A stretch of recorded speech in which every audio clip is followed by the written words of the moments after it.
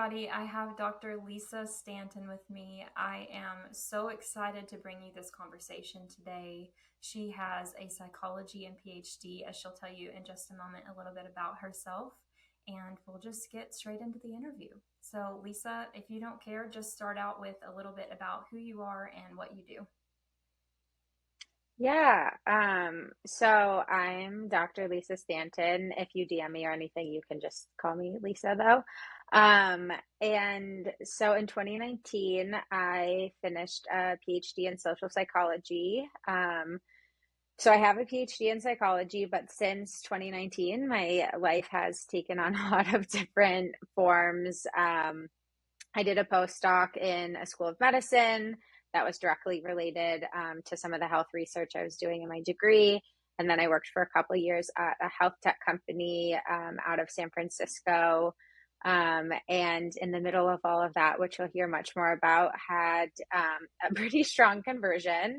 And today I am a recovery author. I write about faith and I write about God and I write about healing and kind of that transition from thinking that healing was going to come from psychology and therapy and learning more about that and participating in that to healing coming from faith.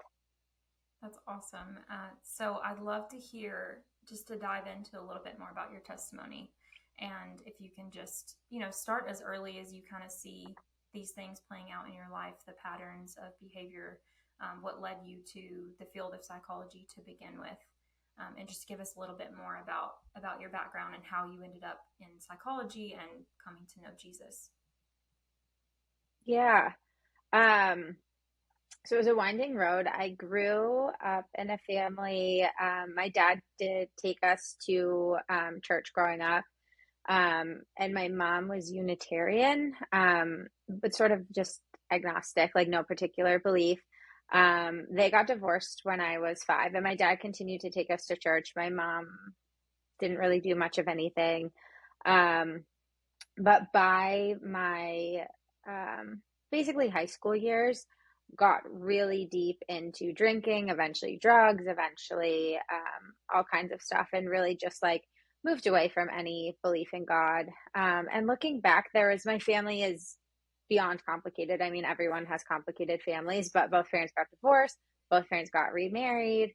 There was then like step siblings, and my dad and stepmom adopted siblings, and there was trauma in the house related to some of the things like those. They were trying to adopt even like teenagers who came in and then caused a bunch of problems. There was a lot of death early on in my life, like just a lot of different things that led me to be like, I don't understand the world. If God is real, how could this possibly be happening in my family? And I think a lot of that combined with my own struggles with mental health starting really young led me to be interested in psychology. I don't think at the time I really realized that my drinking and drug use had like gone to the level of substance abuse disorder, which I eventually realized that it did. But early on, I was going to therapy for separation anxiety disorder with my mom. I had a sticker phobia. I had diagnosed OCD, like flicking light switches or thinking terrible things would happen.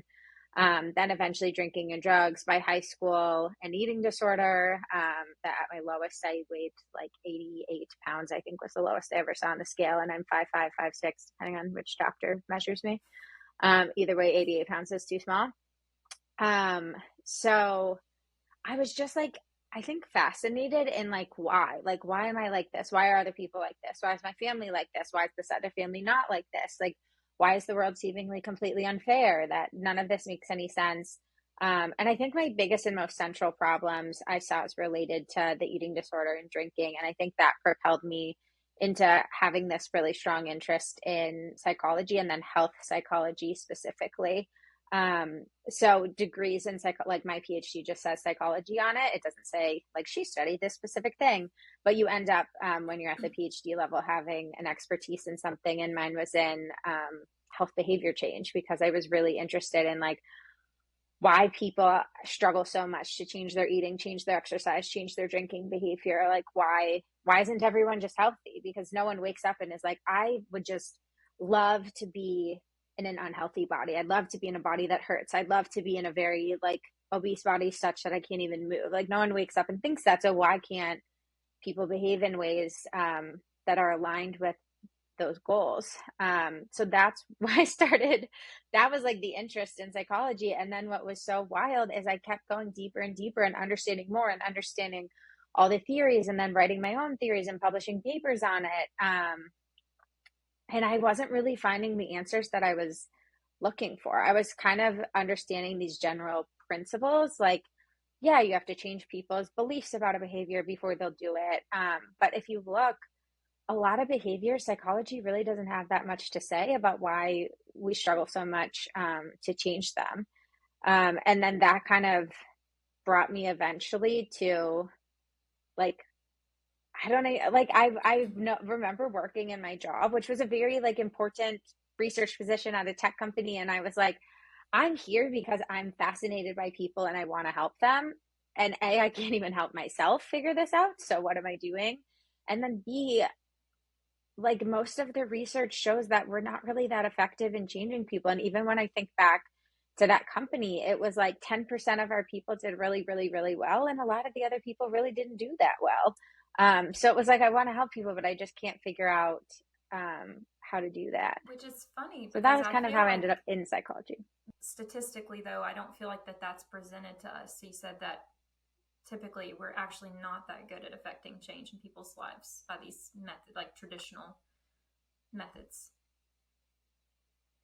Yeah, so a lot of what I was looking at was like eating behavior, specifically at that time when I was looking at a lot of this. And I think my eating disorder is pretty central, or like consumption disorders, right? Drinking too much, eating too much.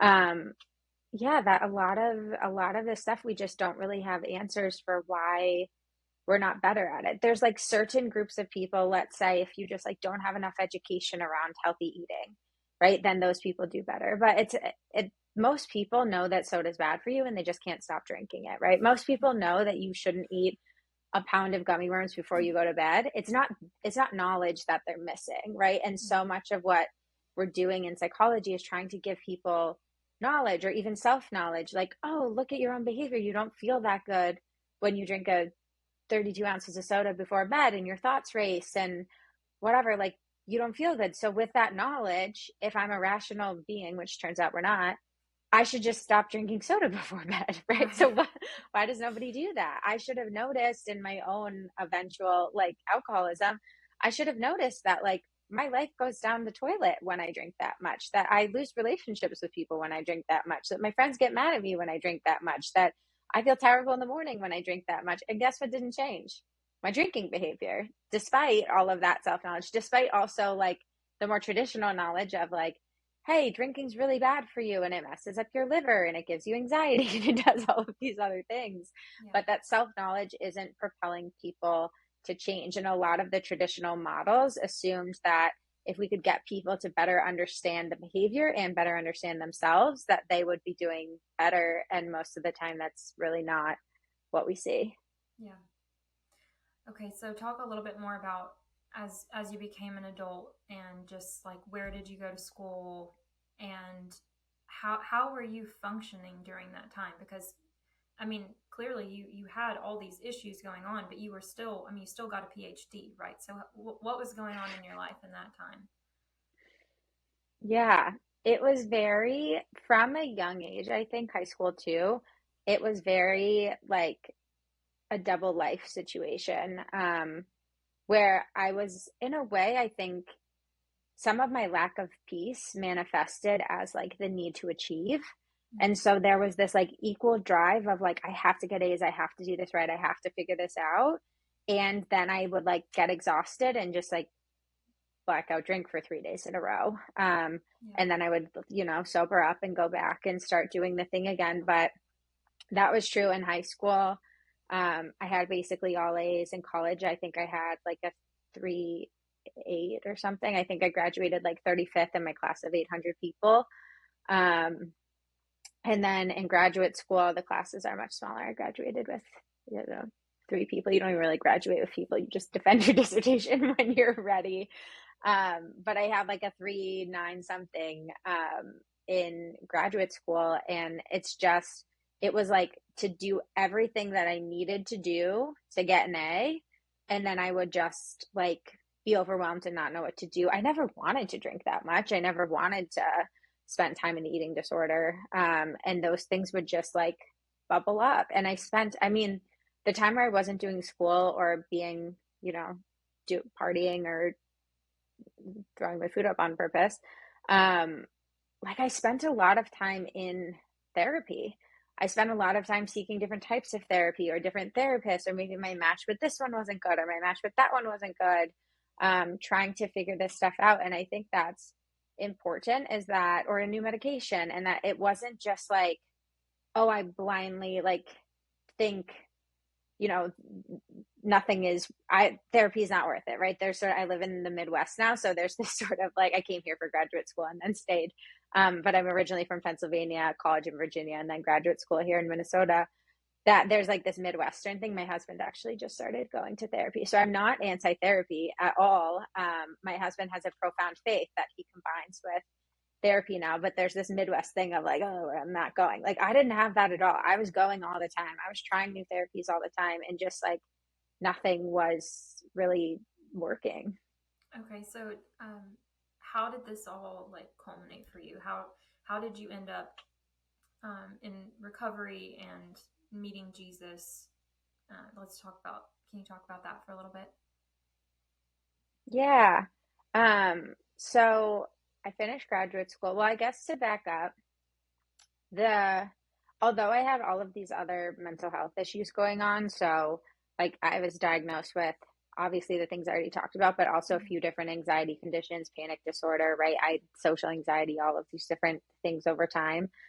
Um, the thing that was always kind of like overarching all of that my friends didn't necessarily, I mean, they noticed I had a nervous disposition maybe, but they didn't notice that. What they noticed was the drinking. What they noticed was the drug use. What they noticed was that like once I started, I couldn't stop.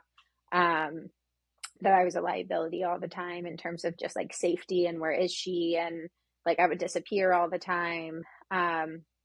So starting young, like 10th grade actually, or the summer going into 11th grade was my first like intervention. A close friend of mine kind of pulled me aside and was like, I can't watch you die. Like, I'm going to boarding school.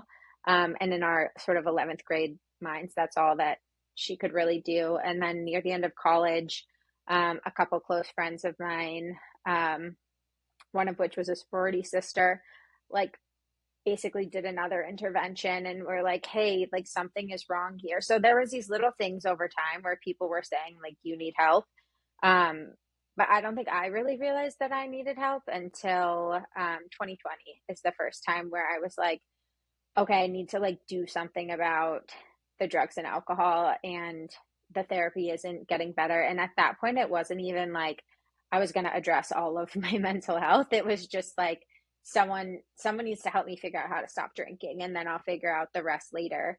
And for some reason, rather than yet another trip to therapy, someone recommended like the spiritual recovery route. And I didn't even quite really realize what that meant at the time.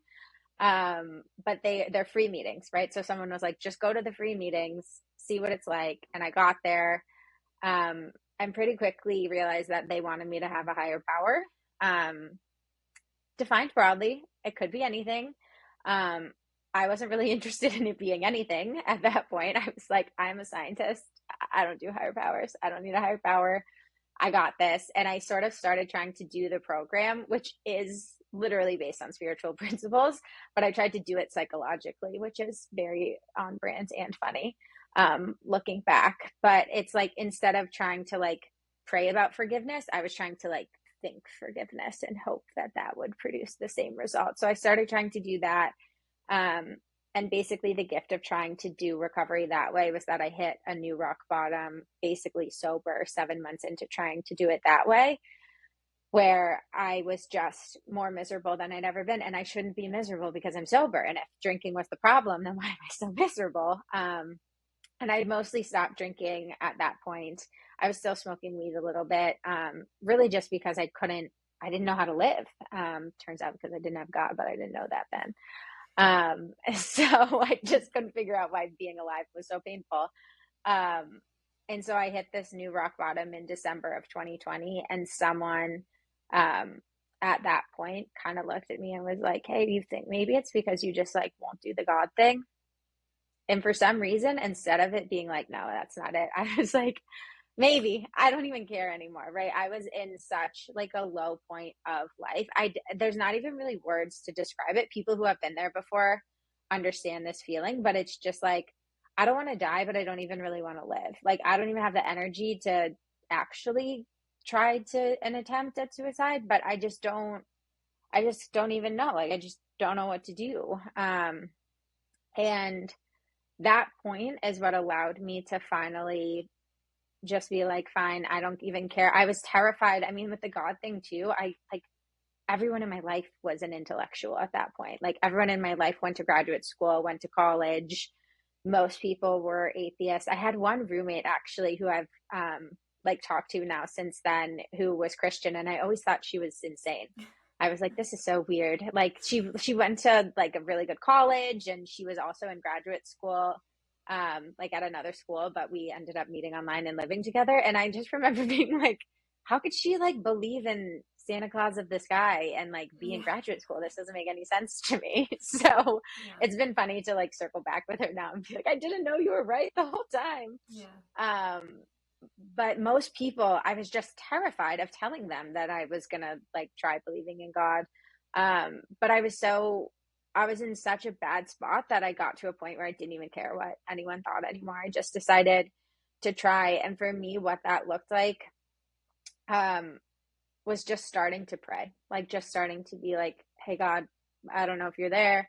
I don't even know if this is a thing. I don't know if you're a thing. I don't know if everyone's crazy around me, but like they say try, so I'm going to try. And a few days into that, um, a friend of mine finally was like, "Hey, maybe try doing that in a church." Right. And not because God isn't available in all places in the world, um, but because I had such prejudices, right, against churches and against like I was okay with like broadly God, but like once you start associating God with like Jesus and the Holy Spirit and church and priests and pastors, and then I was like, no, no, no, no, no, those are like stupid people. I Do you can't do think that. that any of Um, that came from school? I mean, is it a pretty hostile environment? And I mean, I know a lot of colleges are towards Christianity, but especially yeah, as you get, it seems like as you get further up, getting a master's or a PhD, did you experience that? yeah, I don't know. Well, it's so funny. I've actually experienced more direct assaults on Christianity since I like publicly talk about God than I ever realized existed prior. I thought it was just sort of this like low bubble. Mm-hmm. I didn't realize that how much like prejudice outward sort of anger people had about it. But I feel like even in graduate school, it was more just like it's not really something that we talk about. And in fact, I've thought back actually to like different mentors that I had over time, and I actually don't even know if they believe in God or not. It was just sort of like never discussed. I guess I think maybe if they had a strong faith, I would know about it. Mm-hmm. Um, but there was never anything that was super directly like, hey, God doesn't exist. But there definitely is this sense of like, if you believe in creation, if you don't believe in evolution, if you like those things, certainly, I feel like there's a lot of prejudice against. But then the actual, just like, is there a God that's sort of overseeing us now? Um, it was just not talked about at all, Yeah. So which is interesting. interesting. Yeah. Okay. So you were But talking there's about, definitely, go ahead. oh, I was going to say, there's definitely, I don't think that I met anyone who was openly believed in God in all of my time there, which is interesting in itself. Yeah. It does seem to be like people think there's a dichotomy, like you can only be one or the other. You can either believe in science or believe in God. And I think more and more Christians are seeing the need for apologetics and actually researching those things because we are being attacked more frequently on our faith, and we're told by the Bible to be able to have a defense. So I think more and more people are seeing the need for that. And I actually just a couple months ago started watching a lot of interviews on YouTube, and I've even watched a few with leading biochemists that have converted to faith. And it's something that they commonly say is, the more I know about science and the more I know about how the world works, the more I see the need for there to be a creator. It's just so funny how that works. But yeah, there's like this stigma in the intellectual world that if you believe in God, that you're foolish.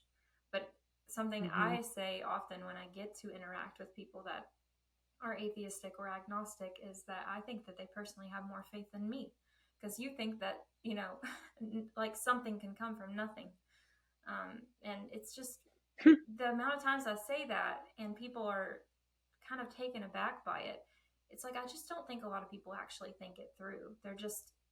They're happier to just kind of be ignorant of it and just move through life, because then they don't have to face what comes after that. And it can be overwhelming, to your point of like, oh well, then like, what do I think about priests, or is it Catholicism, is it Protestant, like all these different things. It can be definitely be overwhelming, but it is interesting. So I was curious if you had experienced that. But okay, so did you try it at church? Did you, your friend that told you to go Yeah. pray in church? Yeah, so the friend was Catholic. So I went to St. Mark's Catholic Church in St. Paul, Minnesota. Mm-hmm. Um, which if you've never been in a Catholic church, it's not just a cross, it's like a cross with a crucifix, I believe it's called, Mm-hmm. um, with a bleeding Jesus on it, right? It's not like a low key, just like a wooden cross up front. It's go kneel underneath the bloody Jesus.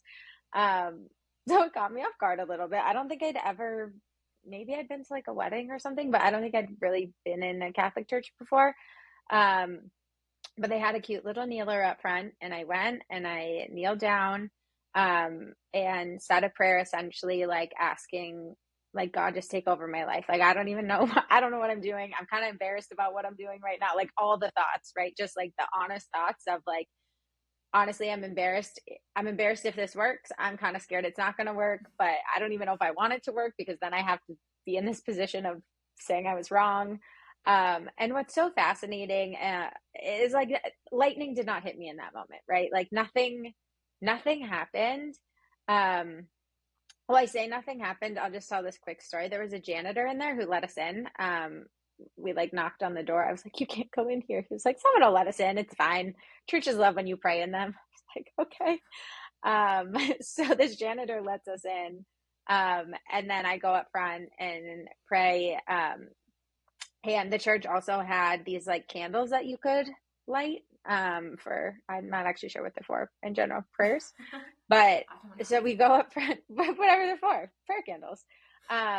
So we went and kneeled up front and said this prayer. And then as we were getting up to leave, the janitor kind of like shuffled up to us, and I was like, "Oh, he's going to tell us something." And he was like, "Hey, I don't know what was happening, but like I got a message from God that it was important."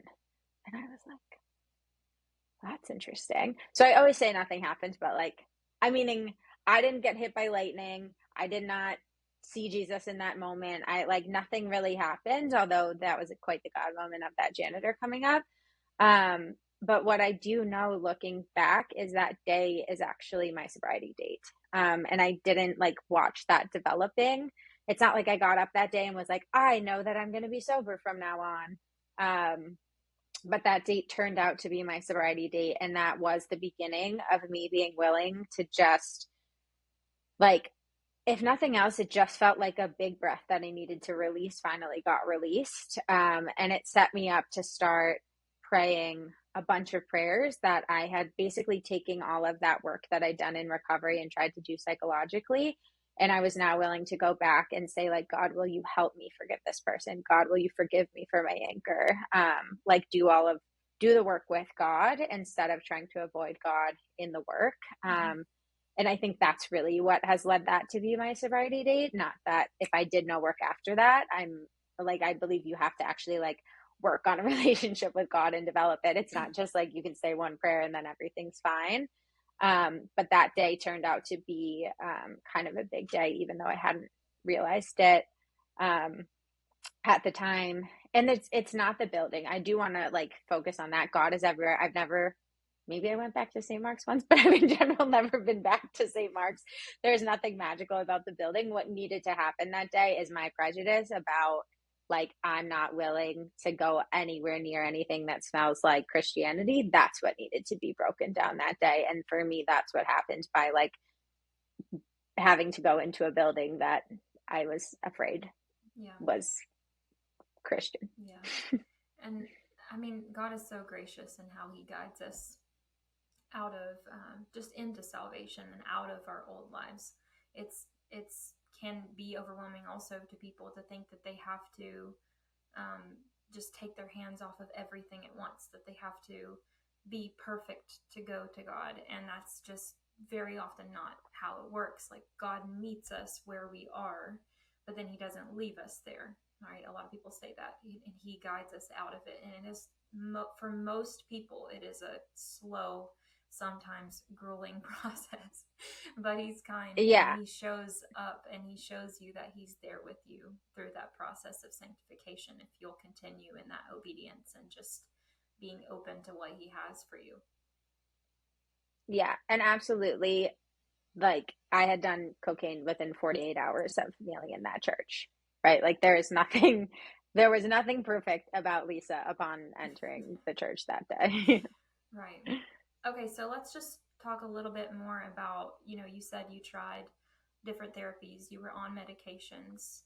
Can you talk just a little bit more about what all methods that you tried as far as therapy goes, medication, and kind of where those led you and how they just never seemed to be enough or just didn't quite get you there? Yeah. So I'm going to start really young, just like to show the longevity of this. But I think my first therapy, I think I went shortly after my parents got divorced, not because anything was terribly wrong yet, although I did have the sticker phobia, but just because they were like, something's a little off. We had a big disruption in the family. And then I know by the time I was 9 or 10, and my separation anxiety was really bad with my mom. So it was basically every time my mom wasn't like, I would go to my dad's house, I would get these like intense nightmares that my mom was going to die. I would tell her she was going to die. I would walk around fearful that she was going to die. And then when I eventually developed OCD, her death was like the obsessive thought that led to the compulsion. So I was like obsessed that my mom was going to die. So I had to flick the light switch this many times or it would happen. So like some pretty intense mental health stuff early on that I was going to therapy for. And then later on, those kind of faded away as the like alcoholism, eating disorder, and anxiety. I would say those were kind of, and ADHD were kind of like my main diagnosis. I'm like, that's all my main diagnoses for most of sort of like 15 to 29. And that story of the church happened when I was 29 years old. So 15 to 29 was that. And I was trying to like make a little list this morning of, I know I did a lot of CBT, which is a pretty popular one, cognitive behavioral therapy, for lots of different aspects of that stuff. DBT, I did some also. My original eating disorder stuff was all psychoanalysis, which is kind of more, I don't know if that's as popular now, but it's more just like talk therapy, listening, reaffirming. I did a lot of like thought reframing work in the eating disorder, especially when my anorexia kind of morphed into binge eating disorder in my early 20s. A ton of like recognizing thoughts, reframing thoughts. I did actually some subconscious work with a couple therapists. Like, I don't even know why this is a therapy thing, but I think I did a past life regression. I don't even know if we past life, how that's a thing, but whatever. Okay. That I remember like realizing that I had been an Italian lady in a past life. I don't even believe in past lives anymore, so it doesn't even matter. But that's like whatever. So I had starved to death in this thing that came up, but like a hypnosis type of situation. So Mm-hmm. like working on subconscious stuff. What else did I write down? Oh, I did some meaning making stuff. It's kind of like journaling to try to make meaning out of like traumatic past situations that had happened in my life. And then I did a lot with parts work. It's sort of where you recognize like, oh, I have a manager and a firefighter, and like this part of me, or like the eating disorder part of me wants this, but this other part of me wants this. Um, and what I want to say about all of them, which I think we're going to get into a little bit more in terms of like what I actually find useful. And then there actually are a couple I find useful that I didn't put on that list because I only did them post like finding God and post Okay. sobriety. But is that like the thing that's so hard about so many of them is that I actually found relief in many of them, Mm-hmm. temporary relief I found in many of them. And I think that can get a lot of people off track because I did feel a little bit better. Here's where I certainly felt better. While I was sitting in the office and for the few minutes after I left the office, I felt better almost every week. But there's even times where like for a few days, for a few weeks, for a few months, I thought that like, oh, I'd figured out the eating disorder part and I just need my manager part to calm down and then this will be better and I'm accepting the part. And I truly thought I was doing better. Mm-hmm. But it's just when you look at over time, it always went back to the way that it was. And some people might say like, well, you just weren't trying hard enough. And it's like, maybe, but now I found something that works so much better Oh my than any gosh. of Yeah. those things ever got me even close to. It sounds like you were trying the hardest. Like that sounds exhausting to have so much pressure on yourself, and then after that for people to still say, "Well, you weren't doing enough." Yeah. So I tried a lot, and then medication wise, um, I was on Concerta for the ADHD, and that dose just kept going up and up over time. My final dose for that was 54 milligrams of Concerta plus up to 20 more milligrams of Ritalin as needed. That's a massive amount of stimulants. I don't know if you've ever been on medication, but that's not small.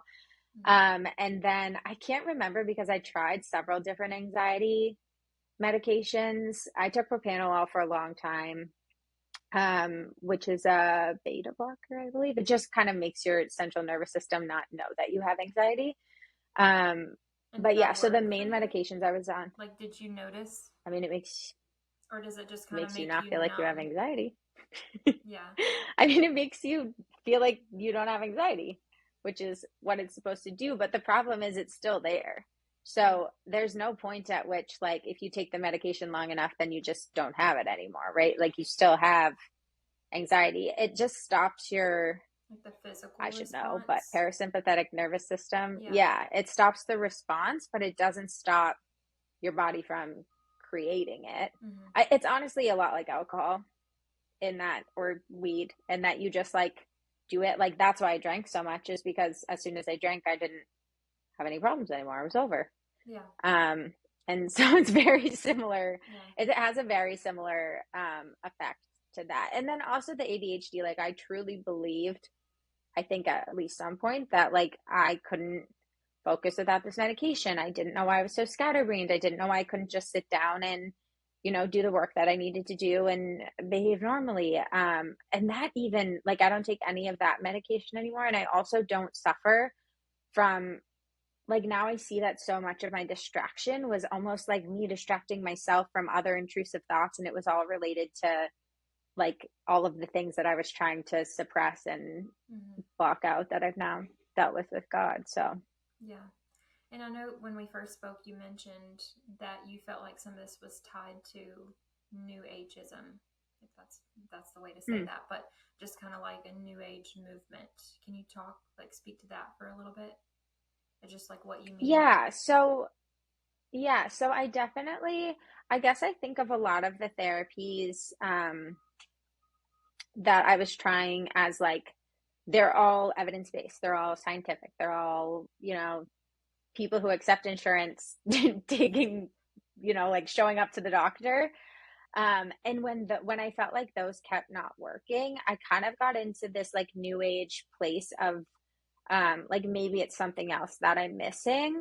And so I kind of explored in tandem, maybe toward my like mid to later 20s, um, a bunch of different like new age modalities, like Mm-hmm. herbalism, which is not to say there are herbs that are great. There's not anything against that. But when you're exploring it to like resolve, I honestly, I'm even at a point where like if you're using CBD to calm your anxiety, God can do that. You don't need to be doing that. But like it was those things, right? Where it's like, okay, well, this strain of cannabis or CBD or meditating in this way, or I got my 200-hour yoga teacher certification because I was like, oh, I just need to like learn how to, I don't know, yoga better. And I was like really serious about it at the time and learning about chakras and learning about like, it was hours and hours of my life. I can't even think. I was really into crystals. Um, I can't even think of what I took a psychic mediumship course, thinking maybe if I could like communicate with whatever that would help. Yeah. Like mediums in general. I had several sets of tarot cards. Um, I had a software thing on my computer that looked up human design charts and astrology charts and like just everything, anything I could get my hands on, because it felt like I would get an answer for a little while. Like I remember in human design, I can't even remember what my thing was, but it's supposed to tell you like how you work or how you whatever. And I like got my thing and I was like, oh, okay, well, that's why I can't like focus in this way because I'm a manifester and manifestors work for a little while and then get tired. It's just like it was all just crazy looking back, but it made so much sense to me at the time because there has to be an answer to this and I wasn't finding it in a clinical setting. Yeah. Well, it's a confusing message that is sent to us from lots of different places. But one example is just like if you look at women's magazines or something, on the one hand, they're trying to tell you you're perfect the way you are. But then there's, like plans on how to lose weight the fastest a couple pages into the magazine. It's just this very confusing message from the world. And of course, now on this side of it, it's because Satan is the father of lies. He's the accuser. So he always wants to send these mixed signals, or he wants us to think that in our own strength that we can heal these things. And we just can't apart from God. There's no amount of striving or effort or whatever other solution, new age and crystal or medication that's actually going to be the solution. But that's what he wants us to believe. Mm-hmm. So what are some of obviously now you spend a lot of time on social media. I don't know if we talked about that at the beginning, but you spend a lot of time on social media talking about psychology and your faith on your Instagram page. So what are your biggest issues with the fields of psychology and modern day therapy? Yeah. So I was thinking about this a little bit in a way. This makes sense to me. Hopefully it will make sense to people listening. But in like, what was the thing that changed in terms of like the approach besides just like prayer? You know what I mean? Obviously I didn't believe in God and I believe in God. But I think the biggest thing is, I'm going to be careful to articulate this here, is that I spent much of my life trying to examine my conscious mind. So like my thoughts that I'm aware of, my subconscious mind, my thoughts I'm not aware of. How are these past things impacting me? How is, like, oh, I don't even realize that I'm doing this behavior. Why is this doing this? Oh, I'm picking up a drink and I'm not even aware I'm picking up a drink. Right. And so all that psychological science has the power to access are those two things: conscious mind, subconscious mind. What I believe now is the basis of my mental health is actually my conscience, like CON, my conscience with God. And there is no conscience in psychology. There's only conscience with God. And that for me is what needs to be clear in order to like live mentally healthy, which is, like peace and happiness and joy and like all of those things that, right, that wanting to help others, spending more time thinking about other people than myself, like all of the things that come from faith, that for me came from a clear conscience. And so an example of like psychology versus that is if you take like, let's say like a past relationship that wasn't going well. And like, let's say he dumped me, right? And then I end up angry that he broke up with me. Let's say he was cheating on me with someone else and then broke up with me. That I go to therapy, right? Because now I'm unhappy and I'm depressed because I'm alone and this person's gone. And I go to therapy and it's like, we look at the conscious thoughts. Like, can we reframe these thoughts? Maybe this is good for you. Maybe this is better, right? Like, can I take these negative thoughts that I have? Maybe it's like, oh, she's prettier than me. It's like, well, can I reframe that into something that's different? Can I write all of that? Or at the lowest level, it's like, well, maybe you're mad at him because this is just a pattern that keeps showing up in your life or something. And so you look at those, but what they don't look at is like, maybe you just need to forgive him, right? A therapist will never sit across from you and be like, maybe you are suffering from your own unforgiveness and anger toward him. And if you go to God with that unforgiveness and anger, you can heal. And like, that's what I mean by like that. It could conscious, subconscious versus like unconscious or versus conscience is like, that was my main problem. The problem isn't what happened to me or what didn't happen to me. The problem was where am I blocking God out with my own sin, essentially? And then how can I bring those to God and then come back to health? And just because of the way that ethics are set up, I don't think a psychologist is ever going to be able to tell you to do that. Oh yeah, I mean that's so countercultural to what we're told. It's just that personal responsibility that you take. But God knows, he designed us, he created us, so he knows that that's what brings healing. But we don't want to let go of that anger, and we don't want to forgive, because oftentimes we feel like that means that that person is justified, or they get off scot-free, or whatever the case is. But yeah, I mean, that's very counter to what the culture tells us and society tells us is going to make us feel better. Yeah. So I think my biggest issue with psychology is basically it doesn't have a way to do that. Mm-hmm. And I don't even know. There's probably some percentage of psychologists who know that that's the actual answer, and they just know that they can't do it. But then there's a lot who I think don't even know. It is interesting. So in the recovery world, a lot of people like know that they eventually need to do this like recovery work with God. But what's interesting is even in a treatment center, like a counselor or therapist cannot, that's why they bring recovery groups in to try to get you to meet them and then you go do the work with them, because they actually can't even lead you toward doing that work, because if they lead you toward doing that work, they'll lose their license. Really? Like, just. So they actually can't tell you. Like if a therapist told you, like, so if I came in to a therapist and was like, I can't stop drinking, this is what's happening, and they were like, the problem is probably that you don't believe in God and that you are angry toward a bunch of people and you need God's forgiveness for that anger, and you have a bunch of fear, but it's just your lack of faith. And if you prayed about that, literally their license is done. Yeah. Wow. Wow. So what do you think about, I remember listening to an interview with Abigail Schreier and her talking about how we think another common thing that I think people believe is that they just need to talk about their problems and their pain more and open up about that.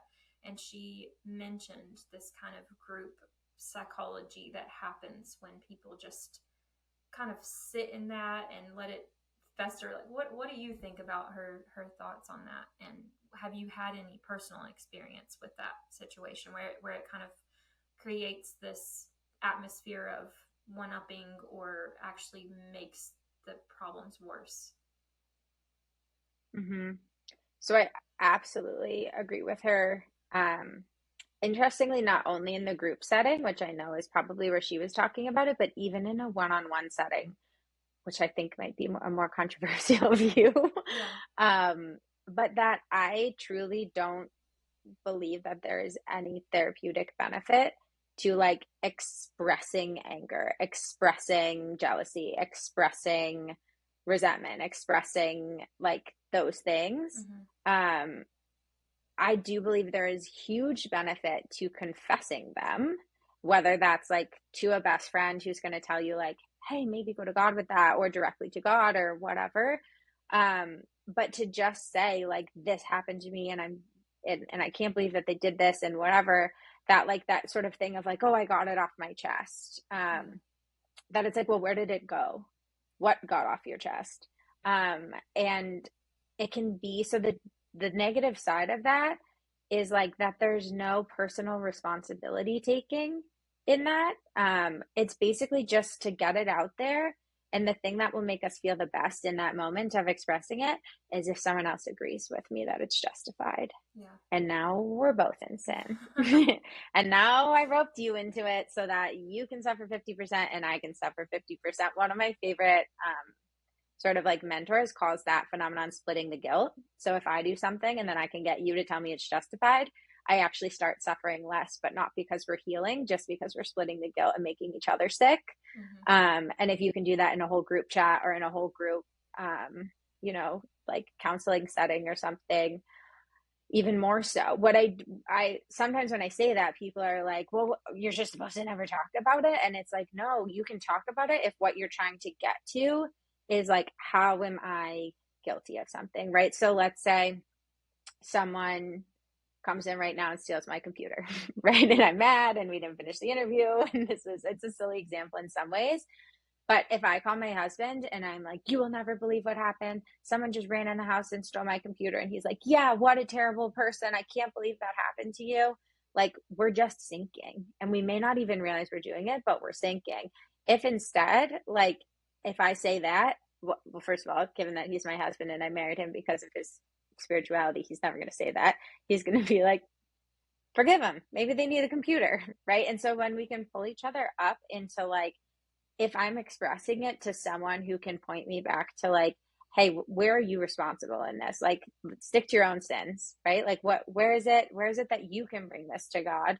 And when the group functions in that way, it can be really useful. But if the group is just functioning and we're all going to split the guilt among each other, then everyone's just getting sicker. But I do think when I say expressing your thoughts or emotions isn't helpful, it's just when it comes as this just expression of anger versus this thing of like, wow, I was so wrong for how angry I was. I just wasn't ready to forgive them and I didn't see it, but now I can see it and I could have forgiven them long ago and I'm forgiving them now. That's great. Express that all day long. But just saying like, can you believe this happened to me is not healing at all. Yeah, because which it seems so radical.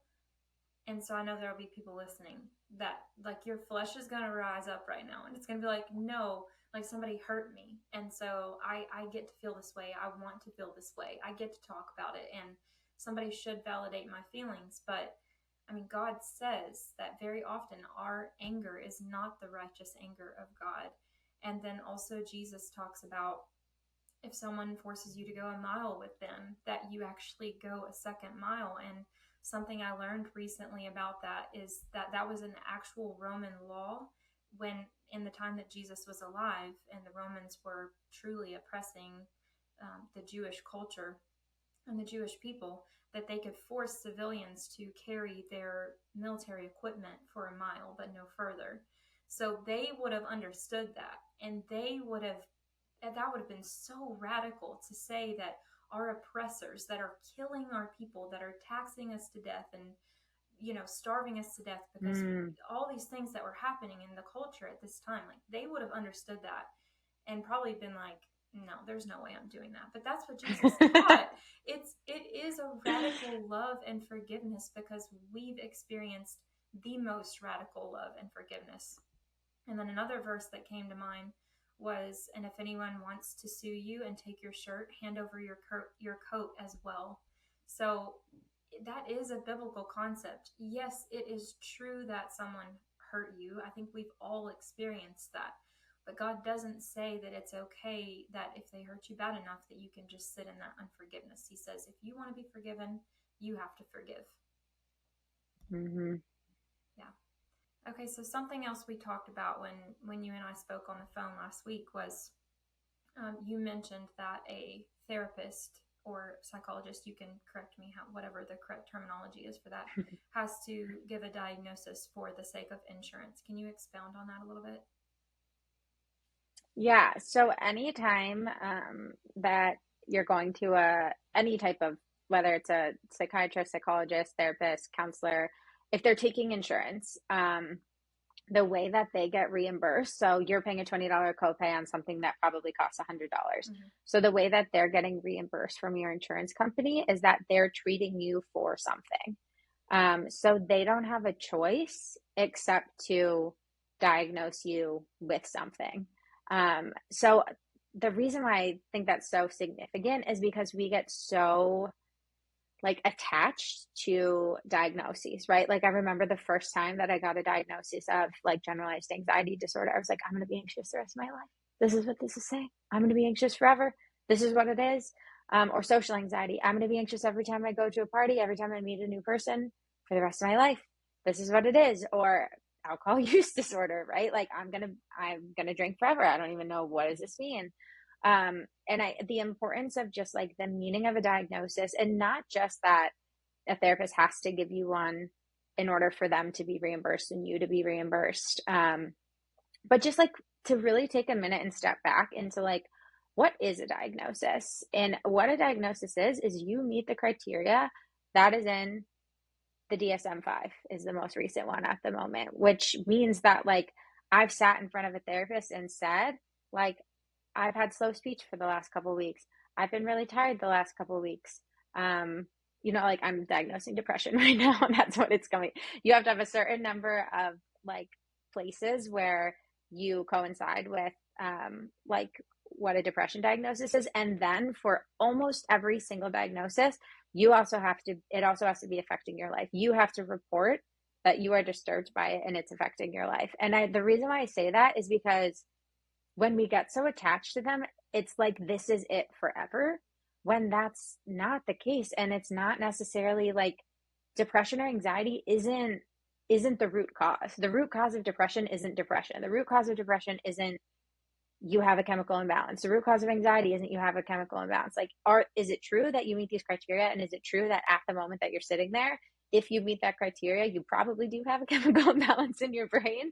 Like, absolutely. But that doesn't mean that the reason why you have a chemical imbalance is not spiritual in nature, is not something that like you're separated from God, is not, in my case, like a whole lot of denied guilt, that a whole lot of unforgiveness, a whole lot of lack of faith, right? That a lot of my former like ADHD is also like chemical imbalance in your brain that needs to be fixed by these receptors. And it's like, so yeah, the chemicals were previously messed up in my brain, but the solution to that wasn't like to put chemicals in my brain. The solution to that was the underlying spiritual thing. And that's, I think, what's so important about understanding a diagnosis and where a diagnosis comes from, is that that's not a be all end all situation.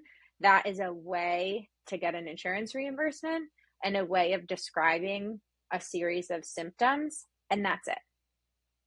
Now, did you come across or learn about in school or whenever you practiced anything about medication? So I know I've taken, so I don't remember any of the names of anything, but I know I was on an anti-anxiety medication and an antidepressant medication at one point, and then I was put on Vyvanse for ADHD. I did not have ADHD. I just knew what to say to get a medication because I was just looking for something to fill the void.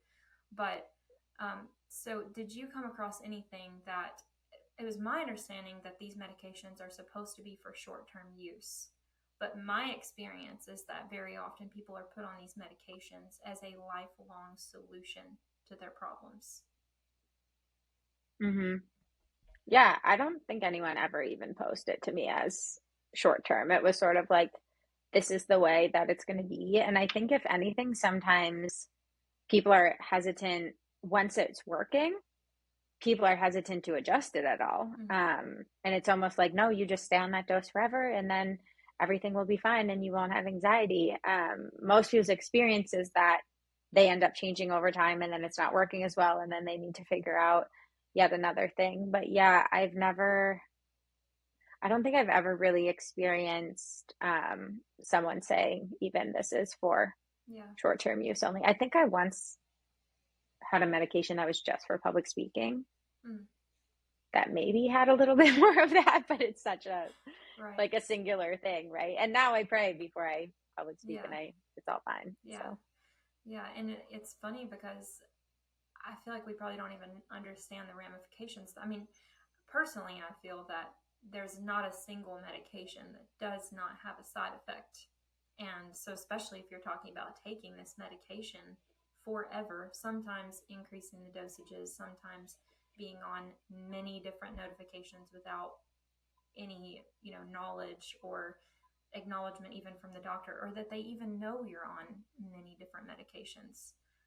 And so it's hard to Mm-hmm. believe that we even understand the full ramifications of what that's going to lead to as far as just physical health issues. But I Yeah. loved what you touched on of like, this is not the underlying cause, because I told you recently I listened to that John MacArthur interview where he talked about PTSD, and it kind of blew up on the internet. But what he was saying was that we're trying to fix soul grief issues with a chemical medication. And although you might for a time use those to help you along the way, it's never, at least I don't believe, it's meant to be a permanent solution. And I don't believe, because of my faith, that it will be, because we were made to worship our Creator and to need Him. And when we accept those diagnoses, like is it diagnoses? Is that how you would say it if it's plural? Yeah, you got it. Diagnoses.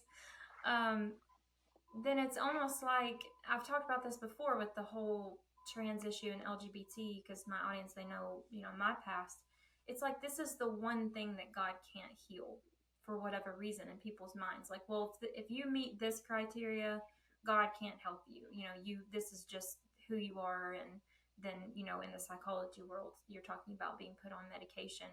And it's just like this, well, this is, God's not powerful enough. He doesn't have authority over anxiety or depression or OCD or whatever it is. So I just think as Christians, it's important for us to talk about this. It shouldn't be controversial to say that therapy and medication are not going to be they're not going to be the thing that saves you and heals you ultimately. Yeah. I do want to say, I think we talked about this too, but my only like catch 22 is like right now, if you are listening to this and you are in therapy and you are on medication and you are right very new in your walk with God, this is not me at all saying quit therapy, throw your meds away. Like that's not what I'm saying. Um, because of like the place that I was in, right? When I started to believe, I was on 2 medications. I don't even think I had a therapist at that point, but deeply embedded in like that whole thing. And it's like it's a slow walkout for a lot of people. Mm-hmm. But the thing to never do is like give up on that walk. And it can be quick. For some people, like if you are convicted and you know that you have a relationship with God and you're hearing this and God's like, quit your therapist and throw away your meds. I'm not telling you not to do that either. Yeah. That might be like, this might be the thing. But that it's when we lose faith that there is an endpoint where that's possible, and that Mm-hmm. we don't keep walking toward that, and that I don't keep praying for insight from God for that, and to put the right therapist, the right people in my life that will help me walk away from my meds and like walk in this new Yeah. way, that will help me see. Like one of the readings at church this week was Paul in the Corinthians was talking about like, I'm gonna mess it up, but like right after he says like, I find power in weakness, that he was like going through a time attack of whatever, like I'm sure it looked a lot like depression or like anxiety for a little while. Mm-hmm. And that it's like he didn't in that moment say like, this can't be healed with God. It was just like, this is something that I'm walking through for this time. They didn't have anxiety meds yet, but Paul would not have gone to the doctor and been like, I need a medication. This is just too much, right? It's like, can I stay in faith even when my mental health doesn't seem perfect, when life doesn't seem perfect, when I'm going through this thing? Can I just like come back to faith and come back to prayer Yeah. in those moments? But yeah, so just my caveat No, was I'm like, if glad you're you in said all of that. that Yeah. today, like slowly walk. Worked with a lot of people. Sorry, I had a knot in my hair. I've worked with a lot of people in recovery who are on, almost everyone I work with is on some type of medication when I start working with them. Mm-hmm. And it's so individual, the path to getting off of those. And oftentimes like Lexapro, I think, is a good example. it takes a lot of faith to get off of that. You will have weeks of brain zaps. Yeah. You're on a medication that you have brain zaps when you get off of it, but it's like weeks of brain zaps where I will not, like, if someone's on Lexapro, I don't say like, hey, just quit tomorrow, because if their faith isn't there, they're going to go right back on it as soon as those brain zaps start. But I have had people who successfully like get off of that, get off of other things that have some pretty nasty side effects, not of taking it, but actually of stopping taking Yeah. it. Yeah. I have heard stories of when people abruptly stop that it can be pretty terrible. But yeah, I agree with you that, but I think too, what's important is finding those people that are going to support you and be supportive of that walk out of like, hey, I know I'm using these things right now to help me, but I don't want to be here forever. And finding people and doctors that will help you walk in that direction. Yeah, whatever drug it is. My husband always jokes, whether it's an asphalt drug or a granite top drug, meaning whether it's a street drug or whether it's Yeah. pharmacy drug, like there are people who can help you like walk away from that with God. Yeah. Don't try to do it without God. Yeah, yeah, because I mean, also, just as you were speaking, another verse came to mind of that we're not supposed to be slaves to anything. And so I know it's people will maybe be offended by that or see that as very controversial, what I'm saying. And I'm not saying it's the same as over drinking alcohol. Clearly, that's in the Bible. It says, don't be drunk with wine, be sober minded. But I think this could be something that is easily a slave to people that you depend on more than you are depending on God. But I am glad that you pointed that out, especially for a newer believer that is, just starting to kind of feel these pulls of the Holy Spirit, that it is possible to walk out of that. But you do absolutely need support and people that are going to be there with you. Okay, so we've talked a lot about like what not to do, what hasn't worked. So, and I know we've talked a little bit about your coming to know Jesus and coming to the faith, but just talk a little bit more about it for us. Like, what day to day does it look like to walk with Jesus to find the healing and the peace that you have found now? Yeah. So it's developed over time. And I think that's actually maybe point number one, is to like keep walking in that. My belief is that there's no such thing as a spiritual plateau. You're either rising or you're falling. And so part of my walk is making sure that I'm always rising, that I'm always trying to get closer to God, that I'm always willing to see new things that about myself that I may not have seen before. So I just want to start with day to day. What that looked like early in my walk was being really open to, my light just went out, being really open to feedback from other people. So really open to, um, like, other believers are going to say like, hey, have you thought about the way that you're dressing? Hey, have you thought about this behavior that you're doing? Hey, have you thought about the way that you approach relationships with men? And then over time, what that looks like today for me is being willing to examine my own behavior, being open to looking at like, oh, this is where I'm struggling. I need help with this thing. And I think what I was going to say before too is like, I no longer believe that I have the power to change my own behavior. And that goes for whether I'm going to use drugs and alcohol. That goes for like what I'm going to eat today, how I'm going to treat others today, whether I'm going to be dishonest today. That without God's help, I actually don't believe that I have the power to show up well in any of those areas. And so a day in the life today, for me, I do not like do anything before I pray. Like I wake up, we're in my room, my bed's right behind me. I wake up and I just like, I call it the tuck and roll. I just like roll onto my knees beside my bed. And I say at least the Lord's Prayer and then one other prayer that I really like. That's essentially like a prayer for God to help me do his will for the day. Then I get up, go to the bathroom, do whatever else I need to do to start the day. Usually go to at least a recovery meeting a day, and that meeting involves like prayer at the beginning, talking about my relationship with God during the meeting, prayer at the end. I was not actually until recently. I know this is horrible, but the biggest Bible reader. But I've been feeling really convicted the last like little while to start actually like getting into the Bible every day.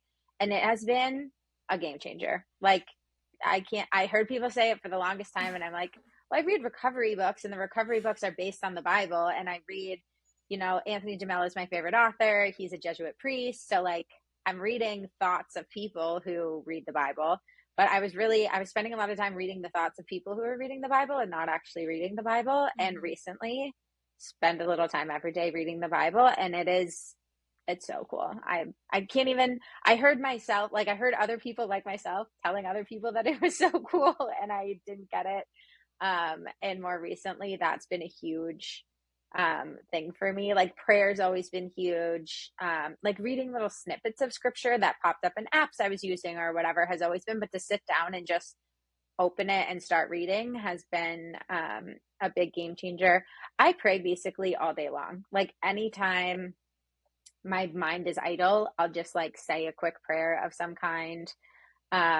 So a lot of prayer. And then the biggest thing for me staying close to God today is anytime that I am frustrated, disturbed, confused, fearful, immediately I take that to God. Like if there's a resentment prayer is what we call it in recovery.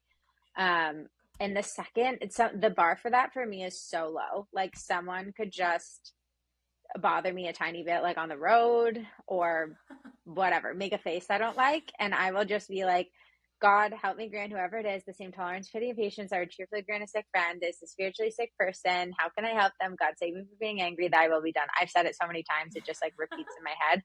But it's essentially a prayer that just says, like, please help me forgive them and then forgive me for any anger that I have. Mm-hmm. Like, those are the two main pieces of it. But I pray, I just want to stay clear. Like, that's my biggest thing is I just want to stay clear. And then the last thing I do before bed, my husband and I pray together every night. Um, he like reads a little bit of scripture. So I guess I was reading some scripture the whole time because he was reading it at night, but not alone by myself like I do now. Um, and then we do an examination of conscience together, not out loud, just like we both sit there and I think through my day. Like, is there anything left over? Is there anyone I was angry about? Like, was I selfish in any way? Was I jealous of anyone? I just think back through it and just like clear it up with God quick. And then yeah, and the night that way. And I know if I don't do that for too many nights in a row, I like start to get more irritable again. I start to get more anxious again.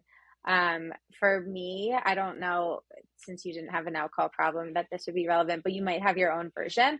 I also start to get drinking dreams. Mm. Like if I stop doing that examination, I start to have like dreams that like relapse dreams, Mm. which to me is just an indication of like, hey, you're moving away from God. You might be moving toward this direction. Yeah. So, Oh man, I've definitely had some weird dreams in my life. I think I have from a young age have had.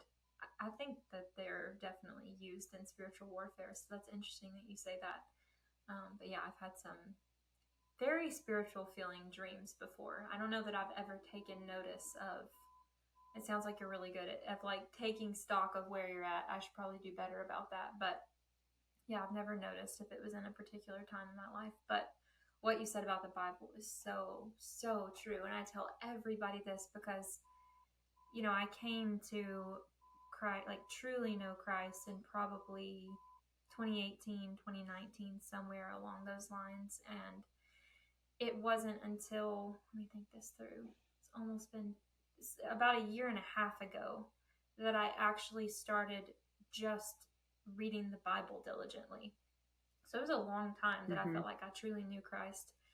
I was convicted a lot through that time to actually read and to make it a discipline. And it took me a while to truly get there, which again is only by the grace of God. I agree with you. It's nothing that I've done. He just continued to lead me and kept me. But I remember a friend was doing this sounds so crazy, but it was a 30-day reading challenge to read through the entire Bible. And for whatever reason, I was like, well, that probably sounds like the thing I should do, even though I don't actually ever read my Bible at all. I'm going to try to read it in 30 days.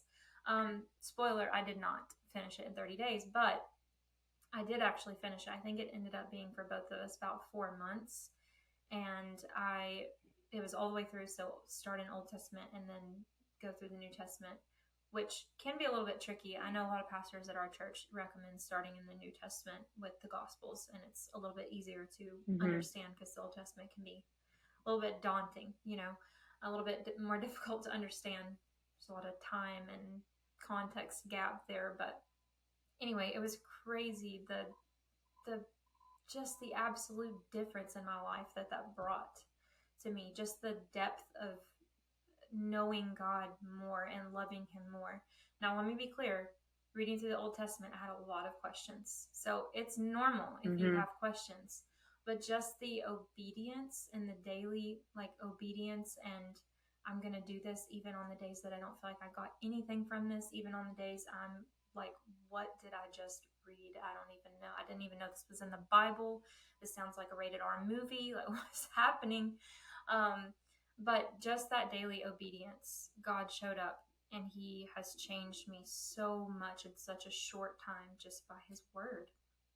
And I don't know why that is. I think it's maybe more of a Western culture thing just because we have so much access to books and, like you were saying, like before that, I was reading studies that people wrote that are about the Bible, but not actually just reading the Bible. But God's word never returns Mm-hmm. void. And although I still have a long way to go, I can recall scripture a lot more now, not even from really trying to memorize it, but just the repetition of reading it. And like you said, it's become a thing where it's not a law legalistic, oh, I have to do this, or today God's mad at me. It's that I genuinely want Mm-hmm. to, and it sets me up for success for the rest of my day. Yeah. It's just crazy. I literally heard people say it for so long, and I was like, I go to Bible, and it's not even the same as going to Bible study. I was like meeting with these 80-plus-year-old ladies on Wednesday nights downtown Minneapolis. We were reading the Bible together, but it's not the same as when you just you and God, you open it up and see what you find. Yeah, yeah, and He will show up. Okay, so do you have any last thoughts, piece of advice, biblical wisdom, word of encouragement for my followers or people that might just really be struggling right now? Yeah. I have, I think, a piece of counterintuitive advice for people who might be struggling, but it's what helped me the most um, is to really like get honest with myself, which would be with yourself, about like how separated I am from God and about like what really is my fault. And I know that sounds funny because oftentimes we think of like making people feel better, like, oh, my word of encouragement is like, you'll be fine. And like, it's not as bad as you think. Um, and my word of encouragement is almost like, it might be worse than you think. Like you might be holding on to a lot more than you think. But to be honest about like what you're holding on to, because for me, that's where the gift was. Like to be honest about like, I actually get upset at tiny little things that don't even make sense. But when I take those things to God, then I'm at peace every day. Like I actually was still mad we didn't get to into my history, but like I was still mad at 29 that my parents got divorced when I was 5. I was still mad that I felt like my dad got remarried too quickly, right? And I didn't think that those things even made a difference. But to sit down and be honest with myself about like, what am I really actually upset about? Because every single one of those things is like me condemning someone else and then separating me from God. Like you said, when we forgive others, we're forgiven. And if I'm not being honest with myself about where I'm holding unforgiveness of others, I'm not going to feel that grace coming in. So I know that sounds like the opposite of an encouraging word, but the encouraging word is like, everything's probably your fault, but that's actually a really good thing because it means that you have the capacity to actually like look at it and bring it to God. And I will say, not like everything that happened to you is your fault, just the suffering that you're experiencing today, because people get that confused a lot. I'm not telling you that whatever happened to you in your life is your fault, Mm-hmm. but just like the suffering of today Yeah, is always coming from me. yeah, And it's usually coming from unforgiveness of people that I don't think deserve forgiveness. yes. And So forgiveness. trust me, they all do, and you will heal so much. Yes, I mean, forgiveness releases us, I think, even more than it releases that person. They still need to seek forgiveness, but when we hold on to it, it keeps us in chains. So, but anyway, thank you so Yeah. much for coming on the show with us today and just sharing your testimony and your heart. I feel like I could talk to you all day, but that's all we have time for. So I will talk to you soon. Thanks, Caitlin.